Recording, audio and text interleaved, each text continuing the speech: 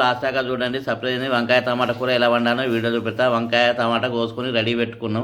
ఈ వంకాయను ఉప్పు నీళ్ళలో వేసుకోవాలి. స్టవ్ అంటూ పెట్టినాం. స్టవ్ పైన మట్టి కంచు పెట్టినాం. అందులో 4 చెంచాల పల్లి నూనె పోసుకున్నాం. 1 చెంచాడు పోపిత్తులు, కళ్యామాకు, ఉల్లిగడ్డలు, పచ్చిమిర్చి త్వరగా గోలించుకోవాలి.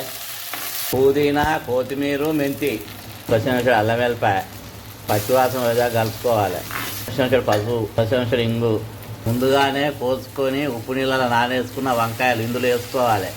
కోసిన టమాటా ఇందులో వేసుకోవాలి. మొత్తం ఒకసారి కలుపుకోవాలి. కొంచెం కారపొడి వేసుకోవాలి. తినంత ఉప్పు వేసుకోవాలి. కూరను ఇలా మధ్య మధ్యన కలుపుకోవాలి. అడగంటకుండా చిన్న మంట మీద పెట్టుకోవాలి. ఇలా కలుపుకొని 20 నిమిషాలు ఉడికించుకోవాలి.